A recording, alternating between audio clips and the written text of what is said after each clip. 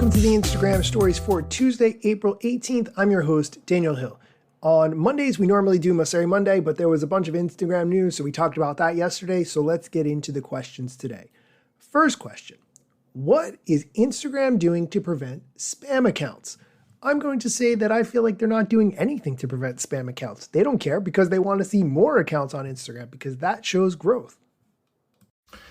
We try to do a lot. We obviously look at reports of spam and spam accounts and we remove them. We look for accounts that are acting suspiciously, like they're posting all day, all night, or the same thing over and over again. Maybe they're bots. We remove those as well.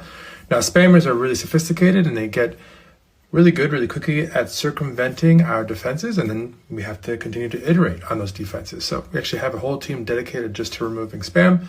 Hopefully we're getting better over time, but it is a constant challenge. I'm going to say that I continue to think that the amount of spam bots you get either following you or commenting on your profile is directly related to the hashtags that you're using. And I recommend not using hashtags that have millions of posts. That's my opinion. That's been my experience. You may have another experience, but I'm willing to bet that if you have a lot of spam followers and comments on your post, that you're using hashtags with millions and millions of posts. Experiment. Report back. I'd love to know. Next question. Hacked again. That's not even a question. It just says hacked again with an angry emoji.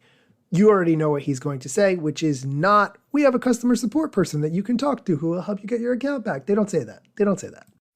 If you've been hacked, no matter how it's happened, if you gave your password to the wrong website or you have SIM hacked or whatever it might be, please go to instagram.com/hacked and we can help you recover your account.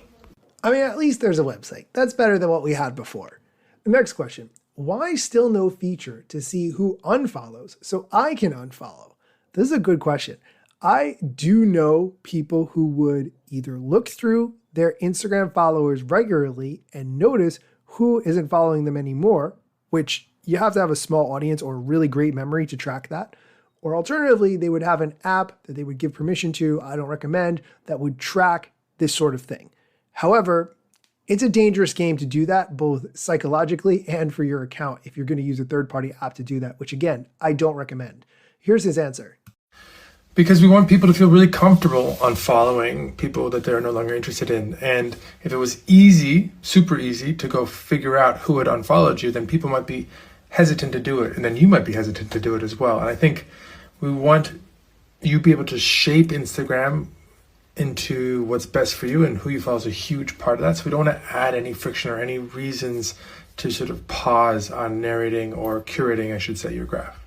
All right, we're going to take a quick break. When we come back, we're going to talk about Meta verified users being able to change your profile picture. Hint, you can't do that today. And how people are using notes. So stick around. This episode is brought to you by Michigan Economic Development Corporation. In Michigan, you can have both a rewarding career and a quality lifestyle, with plentiful career opportunities in world-changing, innovating industries, from electric vehicles to clean energy to biotech, with room for advancement no matter where you are in your career. Plus, Michigan offers a welcoming, beautiful, affordable, and inclusive community for all. Live your best life. You can in Michigan.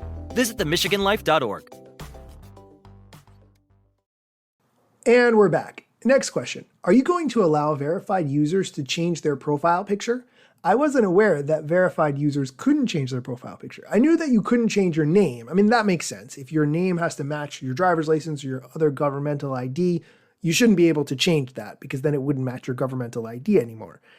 Also, when hackers get control of your account, the first thing they do is always change the name. So that would make sense that that would be prevented.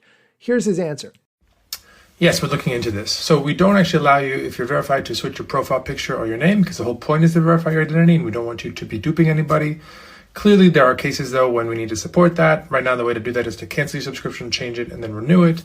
That's a little bit cumbersome, so we're going to try and find an easier path for those of you who are verified but also want to change your name or your profile picture.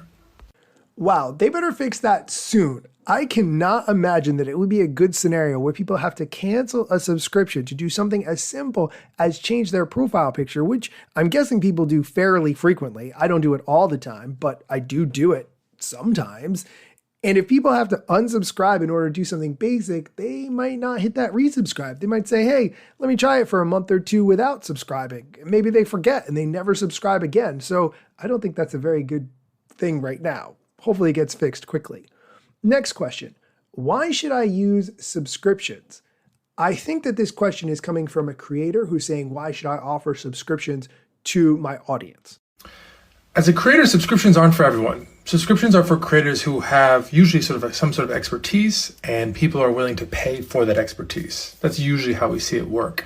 Now, as a fan, it's a way to support a creator that you love and get access to some exclusive content.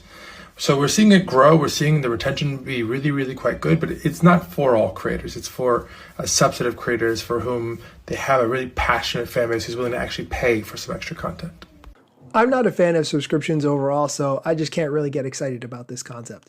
Next, when can we get more reach with being verified? I don't like that concept overall either. Wow, I'm sounding really negative. It's not on purpose. I don't think these are great ideas personally.